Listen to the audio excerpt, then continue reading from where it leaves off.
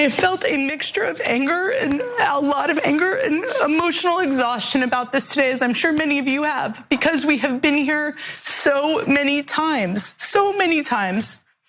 And yet again, like clockwork, half of the politicians in our country have little more to offer than thoughts and prayers. That is all they are offering. It's incredible to me that Jen Psaki and Gavin Newsom and others would attack religion, diminish the faith of millions of Americans at a time of such great tragedy. At the end of the day, the problem is not guns, okay, Jen Psaki? The problem is the human heart.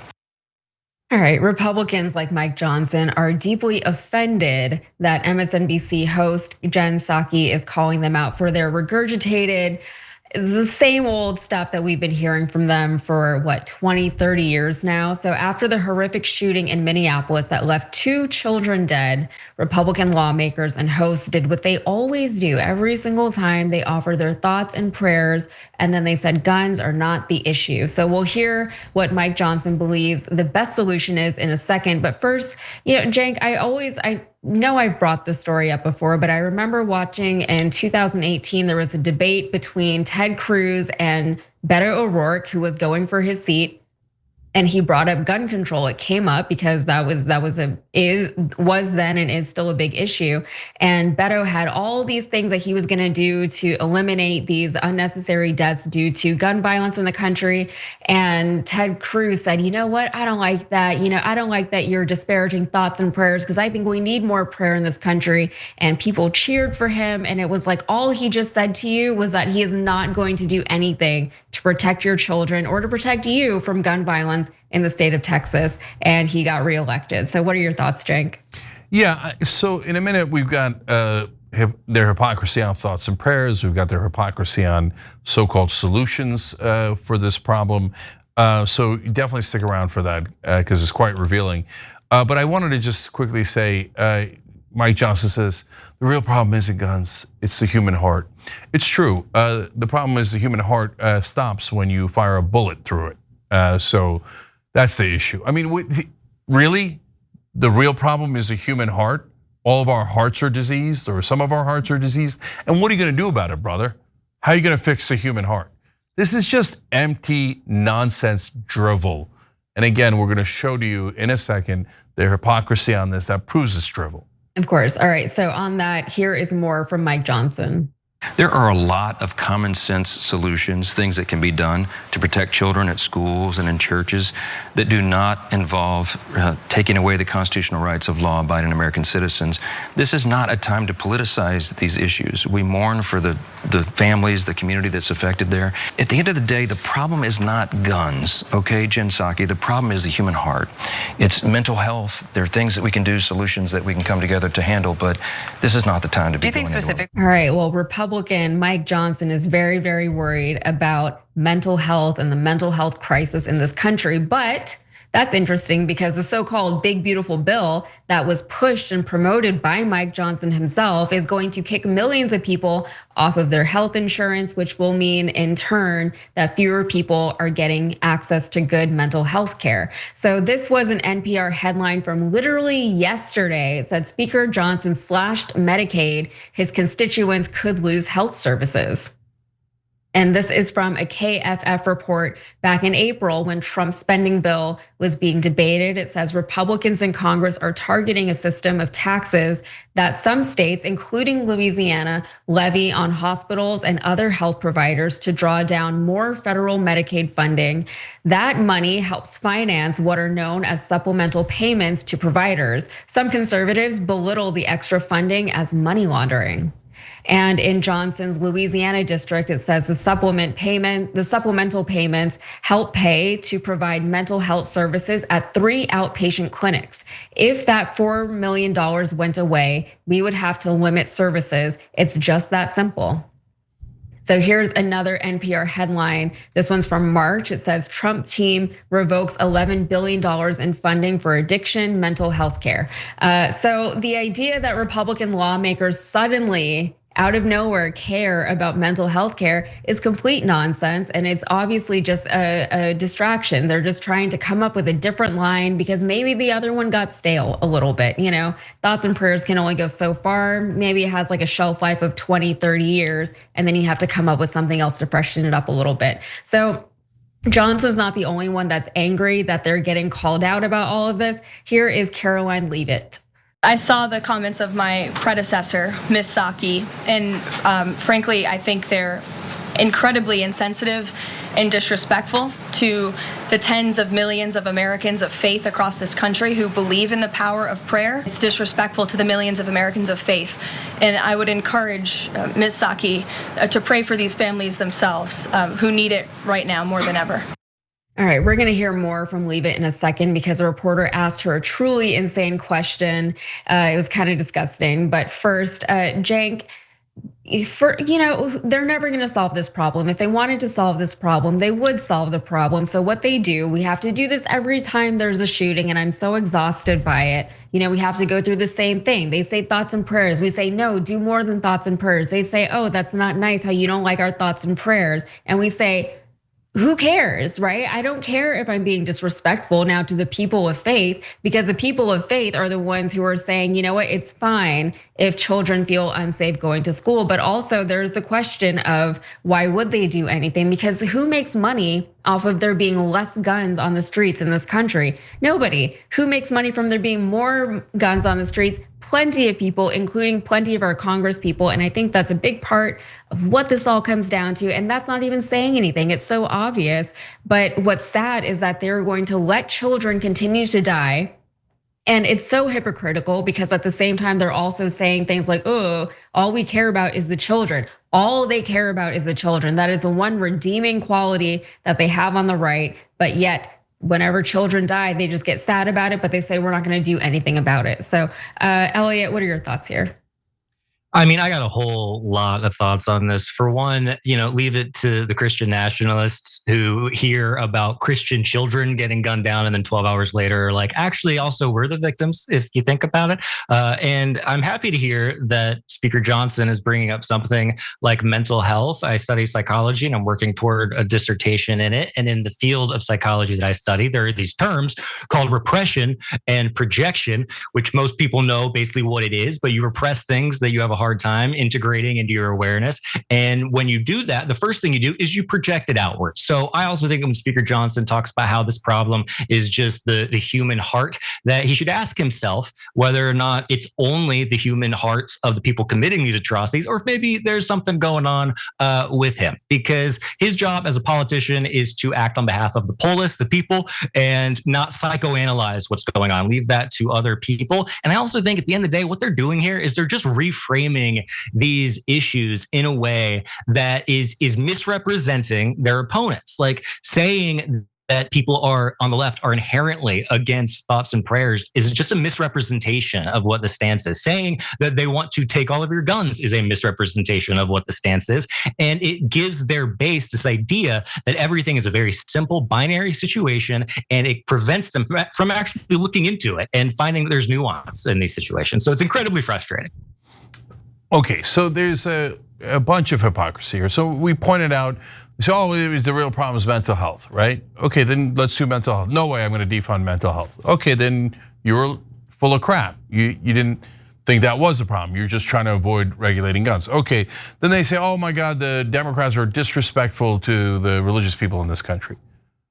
Okay, first of all, we're talking about disrespectful from the guys who are all kissing Donald Trump's ass. The same Donald Trump who said, if you're famous, you just grab women by the genitals and they let you do it. Let alone 1,000 horrific things he said. We're talking about disrespect. We're talking about disrespect. Please spare me. Like, it's so obviously hypocritical that you look ridiculous. Okay, now go to the core of the thoughts and prayers nonsense. Okay, so when Donald Trump was charged with all those different crimes, if we said, hey, listen, you know what? You say that we shouldn't charge him. No, we're not gonna fix that. No, we're gonna charge him and we're gonna try to put him in jail. But thoughts and prayers to Donald Trump. We said, whoa, we solved it. We did thoughts and prayers. They would have said, oh, that's outrageous. That doesn't do anything for Donald Trump. Or fill in the blank on any issue they care about, right? Yeah, that's our point. we're not against thoughts and prayers. You can have all the thoughts and prayers you want, but it doesn't go to addressing the issue. You're saying we're not attacking the thoughts and prayers. We're attacking you trying to distract everyone by pretending that thoughts and prayers are going to solve this. And by the way, if they were going to, then why do we continue to have endless mass shootings? We have now had billions of thoughts and prayers, and nevertheless, the mass shootings continue unabated. So this is all a distraction. And it always ties back to the same exact issue. What, gun control? No, money in politics. So whether it's Israel, whether it's big oil, the wars we're dragged into, big pharma saying we can't negotiate drug prices, or the shootings. So the Democrats, some Democrats, and in fact a lot of Democrats used to get money from the NRA. And when they did, you'd be surprised to find out that the Democrats were all about thoughts and prayers, and they didn't really want to do anything about gun control. Now they stopped taking the money from the NRA, and now they do want to do gun control. The Republicans are still taking money from the NRA, and all of a sudden, they're like, no, we're in the thoughts and prayers business, thoughts and prayers, right? Because it's corruption. Now, there are real voters who don't want any gun control, but most voters want the overwhelming majority of voters want some reasonable gun control at a minimum. So red flag laws, universal registration of guns, which polls in the 90s. Tons of gun owners, NRA members, all over 70%, even those categories, saying, yeah, you shouldn't be able to just buy a gun on the street and not have it be tracked, because that's what bad guys do. Good guys who own guns for protection and all the hunting and all that stuff, we don't have a problem with registering our guns. Nobody's gonna take my gun away, but yeah, I bought it from a legitimate dealer, here it is.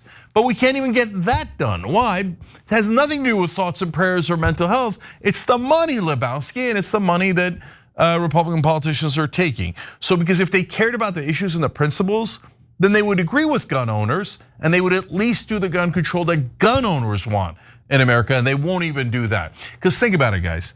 Every time there's a shooting, people panic and they buy more guns, which allows the gun manufacturers to have even more money and gives a bigger portion of that to the Republican politicians to make sure that nothing ever gets solved. And then they drive me crazy with this whole politicizing stuff. Oh, they're politicizing this. After every tragedy, including this one, they immediately politicize, right? My God, if you had a Muslim do a terrorist act, do you think the Republicans are like, whoa, let's not politicize here. Has nothing to do with Islam, has nothing to do with this or that. Let's just do thoughts and prayers. No, they politicize immediately, right? And in fact, even in this one. So in this case, we had the strangest shooter I've ever seen, a trans neo-Nazi who hated Muslims and Jews and shot up a church. I've never seen anything like that, right? And this person was white for whatever it matters, and it doesn't matter at all. And so what do the Republicans do? They're like, aha, it's an epidemic of trans people doing gun shootings. Get rid of the trans. Look, guys, we've had maybe two trans shooters and about 200 white males. So don't get into identity politics here. It ain't gonna work out well for white males when it comes to mass shooters. But it isn't because they're white males or they're trans.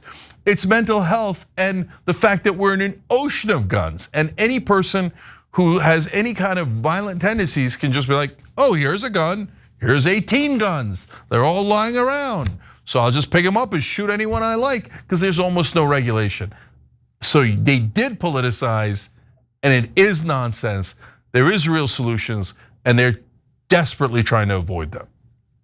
Yeah, the craziest part about what you just said, Cenk, about like, oh, there's a gun, there's 18 guns, is that you're not even being hyperbolic at this point. Like, that is a plausible thing. That is a thing that we've seen where these people will just stockpile these guns. I live in Texas, everyone's got a gun out here, I have guns in my house. It's not about having guns, it's about we want some kind of protections and reform around gun safety. And even in Texas, which is a red state, we have a lot of gun owners on the left and on the right. And even in Texas, people are like, we need some kind of protections. Like, it's way too easy to get a gun, especially in this state. And it's all insanity, every time they roll out the same thing, they keep trying the same solution and it's not working, So that is the definition of insanity. They just keep trying thoughts and prayers every time. And I don't know, it didn't work. It happened again. Like, what are we doing? And then on the left, are just people who are tired of all the thoughts and prayers. We're also insane, right? Like, we're the ones who are still talking about like, this is crazy, but it's like, we can't even like figure out how to get this done. And unfortunately, we just don't have the power to do it right now because there's too much money. There's too much PAC money out there, and that is influencing all of our politicians. So you are right though, Cenk. They get mad at us for politicizing things. They act like gun control is not a political issue, even though it absolutely is, because it needs to come from the government. But then they decide to politicize things themselves. So since the shooter was reportedly transgender, as you mentioned, Cenk, conservatives are trying to drum up hate for trans people, because why would they miss out on the opportunity in an obvious attempt to divert attention away from guns? So listen to what Dana Perino asked Mike Johnson during the same interview. Do you think specifically that there has to be some sort of accountability on the transgender front? I think so. I mean, there's a common denominator to so much of this, right? The last one of these school shootings that we all saw and remember was another transgender. I mean, this is a mental health component to this that cannot be overlooked. And I think lawmakers and policymakers need to look at that very carefully. All right, then during the White House press conference yesterday, here's what a Daily Wire reporter asked Caroline Leavitt. I've seen a lot of calls for action, among these lawmakers saying that we shouldn't just be praying. One that I've seen on the right actually is calls for the FBI to institute a new class of domestic terrorism that involves trans ideology. Is that something that the administration would support? I would have to check with the appropriate people on that. All right, so is there an epidemic of trans shooters? Is trans ideology a national emergency? Well, Michael Jensen, the research director at the National Consortium for the Study of Terrorism and Responses to Terrorism, says, surprisingly, no. Jensen's research has identified more than 1,000 mass casualty plots where the perpetrator clearly intended to kill or injure as many people as possible since the start of 2023. You can count on less than one hand how many of those were perpetrated by a transgender individual. So all of this, as I said, like, why would they miss out on an opportunity to pin this on one of their targets of, the various culture wars that they're lobbying against various marginalized groups in this country? It's also painfully disingenuous for Republicans to suddenly start talking about prioritizing mental health in this country as if that's anything that they have ever cared about. They're the side who said that facts don't care about your feelings. They're the side who makes living as any kind of minority in this country mentally stressful, to say the least, to millions of Americans who are living here in this country. And on top of that, they have this like wildly individualistic outlook on just how people should be living here, very Ayn Rand way of thinking, right? So, if you have mental health problems, that's your problem. You need to deal with it. You need to go find a therapist. You need to pay for that therapist, because we're not gonna help you. We're not gonna cover that in your healthcare. We're gonna take away all your healthcare actually, which is probably just gonna add to your mental load. And you know what, just deal with it. And also don't worry about all the things that this country has done to, dwindle away your mental health and to get it to the state where it's at. That's your problem, you deal with it. So if they really did care about mental health in this country, they would do something. There are plenty of things that they could be doing, but they simply are not doing any of those things. And the fact that they're bringing it up now, especially after they're cutting all kinds of medical health care from the people, it's really, really sad. Elliot, what do you think? Yeah, I mean, for one, mental unhealth does not respect borders. I think the implication that they're trying to make here is that we just have a mental health problem in this country. There are mentally unwell people all over the world. Everyone to some degree has some kind of mental unhealth. So that's a common denominator. What we have in this country is access to firearms, because if you tell people to be scared of something and that people are going to come take your guns or they're going to come after you, then they're going to go buy it and they're going to spend money on it. And that's going to be how they live their lives. And so I think thoughts, prayers, mental health, these are just rhetorical devices that they are using as a shield to keep them from actually having to do politics. And using politicize as like a slur, like, oh, we don't want to politicize. You're a politician, dude. This is your job. Like, if you are going on national television in this capacity as the Speaker of the House, then it is inherently political. So own it. Stop trying to hide it. Stop trying to be a coward, and stop trying to put it off on one group of people and doing this identity politics stuff. Yeah, what was funny is that it was the same Mike Johnson in the same interview. He was like, I can't believe the Democrats are politicizing this. Oh, should we blame all trans people? Yeah, we should definitely do that.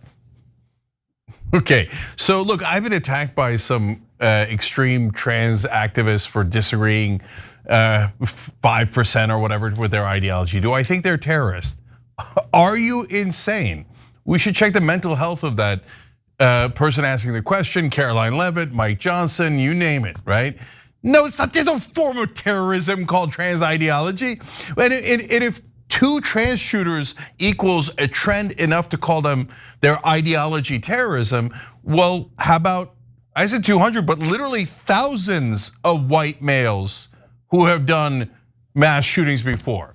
And if you said we should, look, the common denominator, as Mike Johnson said, first of all, it's obviously guns.